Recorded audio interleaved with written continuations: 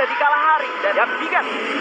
Quick prediction siapa game kedua kali ini? RRQ Kazu. RRQ Kazu. Kalau misalkan di bagian refinery-nya masih tetap bisa ditangani, tapi gue nggak tahu kalau misalkan zonanya lari begitu jauh dari refinery, mungkin ke area bagian sebelah bawah ataupun ke area bagian sebelah atas, entah itu bakal jadi sulitan atau enggak. Karena kalau kita lihat di sini ada lagi First Riders Eclipse yang turun di area refinery. Bahkan sudah ada satu orang yang ter-take down dan lagi-lagi dari FR yang harus tertumbangkan di sana. Darko sulit untuk diselamatkan. Ya, dan justru di lain sisi juga ada teman-teman dari EVOS yang udah fight dengan teman-teman dari DG juga. Ada Mister 05, tapi Rasya berhasil membalaskan hal tersebut. Seorang Razor berhasil melakukan confirm kill terhadap satu player dari First Riders Eclipse. Ini masih ngotot-ngototan dan yang berbeda adalah Aura coba menjadi orang ketiga. Ya, Aura membagi posisinya satu persatu mengurung area dari refinery itu sendiri. Kalau kita melihat tersisanya ada di area command post. Sementara kali ini Legalov sudah memberikan satu stack dari seorang Anca. Sepertinya Razor melihat satu Lozi yang sudah mulai ternotis, tapi malah Aimgot yang didapatkan oleh seorang Ika menjadi satu poin eliminasi pertama. Tapi bukan jadi kabar yang baik juga dari tim First Riders Eclipse. Karena kali ini ada Legalov yang sudah melihat seorang Anca menjadi korbannya. Dengan tembakan pisau karena bola dari Razor yang datang di waktu yang begitu tepat membuat First Riders Eclipse lagi-lagi harus lari dari area refinery. Terhitung 100% win rate antara First Riders dan juga RRQ Kazu khususnya di refinery. Dan kali ini seorang Adrian yang coba menjadi orang ketiga depan juga Bigan. Memaksa Razor melepaskan reviving-nya padahal 1 detik terakhir Adrian masih bisa untuk mendapatkan satu lagi, tapi si robot maybe berhasil mendapatkan Adrian, tapi nggak terlalu rugi karena Adrian Lukaen. Kalau sekiranya tadi dua orang yang udah terkena down itu berhasil di end, ini bakal menjadi satu hal yang sangat merugikan teman-teman dari RRQ Kazu, karena mereka juga sekarang dengan resource adanya seperti ini, mereka bakal berpikir ulang apakah mereka bakal menghidupkan menggunakan revival system atau bakal pakai vending machine juga gitu. Iya, dan lagi-lagi ternyata satu player dari FR masih lolos tadi ya. Ya, masih lolos. Dan sebetulnya dengan terculiknya satu orang Adrian tadi gak bakal terlalu jadi satu hal yang besar seharusnya untuk Aura Ignite yang cukup aman di area command post, di area kontes. Yang bakal jadi notice adalah tadi EVOS Divine sempat melakukan team fight di bagian Oldhampton bersama dengan tim DG Esports. Mereka membagi posisinya seperti biasa, ngedrop nggak di satu area yang sama, nggak di shrine semuanya gitu. Dapetin beberapa poin eliminasi dari area yang lain. Setelah itu mungkin di menit kelima mereka bakal regroup untuk ke next checkpoint. Ya, lu bisa lihat ya gimana tim ini melakukan perubahan dengan sangat cepat. Lu bisa lihat juga gimana usaha dari teman-teman Aura yang mereka udah yakin banget bahwa komen posnya nggak bakal ada yang melakukan kontes. Mereka membagi posisi mereka udah siap dengan beberapa koin yang udah mereka siapkan di komen pos yang dipegang oleh seorang Guns. Itu ngebuat mereka cukup pede untuk menjadi third party masuk ke daerah refinery dari awal game. Tapi harusnya ini juga bakal menjadi satu info yang sangat penting untuk beberapa coach dan juga tim, bahwa ini komen pos kalau di nextnya masih ada teman-teman dari Aura yang bermain kayak gini, kayaknya kita bisa deh geser komen posnya dari tangan anak-anak Aura Ignite. Karena di komen posnya nggak full nih. Nggak full, cuma 2 orang. Dan yang menjadi sulit ya, kalau misalkan komen posnya di kontes dan ternyata kalah 2 orangnya, Aura nggak punya drop zone sama sekali akhirnya. Ya benar, mungkin sama halnya kayak EVOS Divine. Kalau misalkan ini jadi informasi buat tim-tim yang lain, kalau di Shrines-nya ternyata cuma 2 orang, 2-nya di Oldhampton, Shrines mungkin bisa jadi tujuan untuk 4 orang sekaligus bagi tim lain. Tapi kita melihat terlebih dahulu ada Phil yang menjadi MVP di round pertama tadi, mendapatkan 6 poin eliminasi meskipun gagal buat dapetin Buya. Tapi setengah di hari total kill, Dragon Phoenix dihasilkan dari jerih payah seorang pria idaman wanita. PIW ya. Dan kita harus ingat juga bahwa Dragon Phoenix punya satu gameplay yang sangat luar biasa di day pertama ketika mereka bermain di Kalahari. Apakah kali ini mereka bisa menunjukkan hal tersebut juga? Tentunya masih kita tunggu. Point Ordinary, salah satu tim baru yang ternyata bermain dengan sangat baik di round pertama juga, masih harus menunjukkan hal yang lebih untuk match kali ini.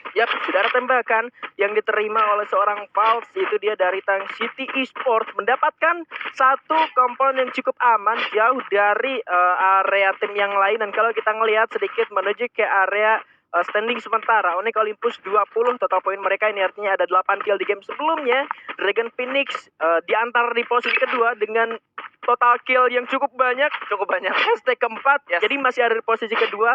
Point Ordinary juga EVOS Divine berada di posisi ketiga dan 4, dan ini yang tadi diganggu oleh tim Point Ordinary yaitu Argazu ada di posisi yang kelima. EVOS Divine mungkin masih tertolong juga oleh point elimination yang berhasil mereka dapatkan tadi ya. Iya, dari satu pergerakan yang sangat luar biasa bisa gue bilang dari Mr. 05. Iya. Dan itu benar-benar ngebuat satu hal yang sangat mengejutkan untuk kedua tim yang sedang bertarung tadi ya. Benar. Dan kali ini Tang City mereka tidak berbuat banyak untuk match kali ini, masih coba untuk sabar-sabar dulu aja dengan mendapatkan satu checkpoint dekat dengan Santa Catarina, dan ini tentunya tidak menjadi kabar baik kalau mereka selanjutnya tidak berada di dalam zona. Iya benar-benar Santa Catarina, satu rumah bangunan rusak ini bisa ditatakin dari mana-mana. Tadi sempat kan ngelihat ke arah Point Ordinary, itu hanya terhalang oleh mungkin satu watchtower sama bukitnya juga di bagian sebelah sana. Sementara ke arah Bayfrontnya ada tim dari GPX Chilas, dan kalau dari seberangnya, kalau misalkan dari Confinement juga ada rotasi dari tim yang lain. Let's say kalau misalkan Onyx Olympusnya dari Council Hall Confinement terus ke area Santa Catarina, bisa di-cut ataupun bisa jadi malapetaka buat Tang City Esports-nya itu sendiri. Tapi secara keseluruhan ketika kita sudah diperlihatkan oleh circle-nya, bagian bawah masih ada sendirian saja dari Rebellion Tabor, sementara zonanya mengarah paling tengahnya ke area Command Post, dan tim di bagian atas di sana masih ada EVOS Divine bersama dengan Onyx Olympus yang akan masuk ke dalam zona selanjutnya. Ini kalau Onyx Olympus memutuskan untuk bergerak masuk ke dalam zonanya dengan sangat polos atau secara tidak langsung bergerak lurus menuju ke daerah Bayfront, ini bakal bahaya banget buat mereka. Nggak cuman GPX saja, mereka mau bergerak kemanapun bakal terlihat oleh teman-teman dari EVOS maupun dari GPX maupun dari Tang City. Wow, Tang City yang terakhir, kata terakhir yang lu sebutkan barusan tiba-tiba terkena headshot oleh tembakan dari Mr. 05 lagi-lagi. Ini dia dari Vision menuju ke area Confinement yang bakal menjadi bahaya. Bahkan satu takedown yang tadi diberikan oleh Mr. 05 memberikan informasi pada teman-temannya kalau satu player dari Tang City Esports ini helmnya udah rusak, helmnya udah pecah. Tapi dari EVOS Divine tidak ingin terlalu memaksakan dan memilih untuk masuk ke dalam zona selanjutnya dari sisi yang lain, mumpung masih 20 detikan lagi, jadi belum menyusut. Bahkan kalaupun mereka mau masuknya nanti, ini masih berada di bagian zona paling lambat ya. Betul, berada di zona paling lambat, dan kali ini kita sudah menyaksikan juga daerah Confinement. Ada yang secara ngintilin. perlahan ada mantan yang gak mau ketinggalan nih. Waduh, Zack sudah melihat adanya dua orang yang sedang bergerak lurus maju tanpa ngecek ke daerah belakang, dan kali ini apakah bakal ada open fire yang dilakukan karena seorang rahasia udah coba menang dan coba di takedown Bigan. Yap, masih ada respon keluar, padahal di dalam satu perairan rahasia masih cukup aman, tapi tembakan balasan dari seorang gardu berhasil dikirimkan, bakal coba terus dihancurkan, tapi rahasia berhasil menggulung medkitnya, berlari lagi mengamankan dirinya. Rahasia masih cukup aman dan belum menjadi korban untuk tim Onyx Olympus, tetapi zonanya sudah mulai menyusut. Pergerakan di minimap, satu player dari Onyx Olympus sudah mendekat, tapi gardu berhasil ditumbangkan. Satu move yang membawa inisiasi dari tim Onyx Olympus yang harusnya bakal bisa buat narik mundur lah setidaknya mungkin. Ini bakal menjadi senjata makan Tuhan karena memang objektif dari Onyx adalah mendapatkan satu orang rahasia dan coba untuk melakukan finishing terhadap 3 orang yang sudah berada di depan dan tidak aware dengan posisi mereka. Tapi mereka lupa kalau di Santa Catarina juga sebenarnya backup plan dari teman-teman EVOS. Kalau misalkan rahasianya tadi berhasil keculik, itu bakal langsung di revive juga, Pak. Masih ada vending machine, Pak. Benar. Otomatis ini harusnya membuat Onyx berpikir 2 kali dan bergerak melalui arah yang berlawanan dari EVOS Divine. Tapi gue suka gimana caranya dari EVOS Divine ini menangani satu masalah, dan padahal masalah intinya dari tim Onyx Olympus ini belum selesai ya. Betul. Mereka belum terwipe out, tapi sabar gitu. Sabar. Padahal ada chance ketika dia dapetin satu takedown, mereka bisa balik lagi pasang resource wall yang EVOS miliki, membuka jalan ras ke arah tim Onyx Olympus. Tapi itu bukan tujuan inti mereka. Kalau lu ngomongin EVOS Divine di 2 season sebelumnya kayaknya bakal diras. Ya, iya benar.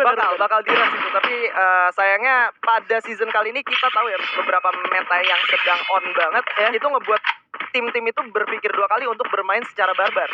Dan dengan sistem poin yang seperti ini dan juga gimana liga-liga di luar itu menunjukkan ketika mereka bermain di internasional, itu harusnya tim dari Indonesia kan mulai berbenah dan akhirnya pada season kali ini mulai dijalanin, Pak. Ya, langsung oleh tim yang pernah bertanding juga Di sana. di sini, di mana-mana. Pokoknya kalau EVOS Divine udah kemana-mana dia. Udah Keliling kemana-mana, benar. Dan tadi sementara kita membicarakan soal EVOS Divine, 3 player yang harus tersulit di Refinery dari First Riders Eclipse berhasil di-revive kembali di bagian dari luaran zona oleh salah satu player yang sudah tersisa sendirian. Dan kali ini FR harusnya masih lengkap dengan 4 personilnya, tapi satunya masih ada di luar, sementara 3-nya yang masih ada ini belum memiliki resource yang cukup mumpuni untuk melakukan team fight. Tapi sementara kita melihat dari Tank City Esports, mereka zonanya dalam 20 detik lagi menyusut. Ini artinya mungkin mereka dipaksa untuk fight bersama dengan Point Ordinary. Nah, ini kan yang gue bilang tadi, kalau emang zonanya ada di tangan Tank City Esports itu lumayan menguntungkan, tapi tidak menguntungkan banget karena tetap bisa ditembak dari segala arah. Dan kali ini justru mereka nggak dapetin zonanya juga. Ini bakal menjadi sangat berbahaya untuk mereka. Mereka harus masuk ke dalam zona selanjutnya. Oh my god, what is happening? Aura M-God berhasil mendapatkan poin eliminasi 3 menggunakan M79 ya. Itu mau ngomong kayak gimana soalnya itu nggak kelihatan, dan ketika kamera berpindah ke arah IOG ke Azril itu udah jadi mayat, Pak. Itu udah jadi mayat. Cepet banget dan follow up. Ketika 3 orang berhasil di take down yang masih hidup kelihatan, tembakan dari teman-temannya tadi menggunakan AC udah langsung terending secara instan. Sementara kalau kita ngelihat perkara Bayfront yang tadi ada GPX Achiles, kali ini juga kedatangan tim DG Esports yang bakal masuk ke dalam zona sudah mulai shrinking juga. Sebuah vehicle sudah digunakan Dr. Kepo mendapatkan 1 player dari tim Onyx Olympus di bagian luaran sana. Tapi kalau kita ngelihat di bagian Bayfrontnya itu sendiri, mungkin dari GPX bisa pindah lebih dulu dengan vehicle yang dia miliki dan New Ekin aja ke arah dari tim DG, karena kali ini Justin yang terancam posisinya. Riz menjadi makanan Justin, 1 white shot diberikan dan langsung dikonfirm menjadi poin eliminasi untuk GPX Achiles. Nabrak sepertinya menuju ke arah pertahanan dari Point Ordinary, tapi kali ini dapat berhasil kembali dengan 1 buah landmine yang dipasang. Berhasil landing juga Justin dan Mikazu harus ditumbangkan. Sayang sekali GPX semua orang. Point Ordinary masih sangat kuat bertahan di sini. Langsung tapi False berada di luar dan bakal kedatangan EVOS Divine punya kain menjadi korban untuk seorang build dengan penggunaan granatnya. False dan juga Ruli terancam. EVOS datang dengan segala kekuatan, dia bahkan Abax naik ke arah atap dengan cukup aman. Onyxnya sudah tumbang di posisi ke-10, 1 orang turun di sana. Ter-take down False, 1 lagi yang tersisa berhasil ditumbangkan oleh EVOS Divine. EVOS Divine dan gak berhenti sampai di situ aja. Ternyata keputusan yang dibuat oleh GPX menjadi senjata makan tuhan untuk mereka, karena semata-mata mereka juga nggak tahu kalau di depan mereka masih ada teman-teman dari Void yang udah siap nungguin di dalam zonanya. Padahal pergerakan dari seorang Justin itu udah bagus banget. Lu bisa lihat gimana makronya dia menunggu teman-temannya untuk masuk ke dalam pertahanan lawannya, mendapatkan 1 posisi yang tidak diketahui dari lawannya, dan baru melakukan finishing ketika dia udah bener-bener siap, teman-temannya udah dekat sama dia. Ya, dan jatuhnya dari GPX tadi yang mau New Ekin tim DG, di sana ada Tank City yang ngehambat sedikit pergerakan dari seorang Ektindir kalau nggak salah tadi, yang dapatin 1 atau siapa masuk ke arah point. Di sana juga nggak sendiri, secara bersamaan Tank City masuk ke sana jalan kaki, GPX sisanya jalan pakai motor. Dari belakang EVOS masuk di waktu yang ya udah seperti biasa aja, masuk ketika zonanya sedang menyusut. Yes, dan kali ini masih belum selesai sampai di situ. EVOS yang berhasil untuk selamat dari genggaman lawannya tadi, kali ini harus menghadapi gempuran dari 2 sisi sekaligus, Rebellion Tabor dan juga First Rider Eclipse, yang dimana First Rider Eclipse sendiri merupakan salah satu tim yang cukup kesulitan di early game. Harusnya mereka nggak punya banyak resource dan ini bisa dimanfaatkan sama EVOS Divine. Iya, tapi mungkin bakal sulit juga mendapatkan hadangan tembakan dari arah yang lain karena ada RRQ Kazu yang melihat menuju ke arah EVOS Divine yang sudah kehilangan seorang Abax. 3 player tersisa, 3 lawan 3. Harus lebih hati-hati lagi meskipun mereka unggul secara resource, tapi mereka bakal lagi ke arah atas. 1 pelontar sudah ada di tangan 3 kali. Berhasil dapetin 2 sekaligus dan 1 orang tersisa dari First Riders Masa Eclipse dan belum bisa dilihat bahkan sebuah headshot dari Mr. 05 berhasil dan satu dengan ke arah Kikazu. Upaya revive dilakukan kali ini masih bisa dijangkau, ternyata masih bisa ditouch revive lagi, tapi pelontar yang dari Evox berhasil menemukan seorang Pac-Man, berhasil ditouch kembali. FR-nya masih ada Darko sendirian, ditinggalin gitu aja, sakit banget. Mr. 05 masuk,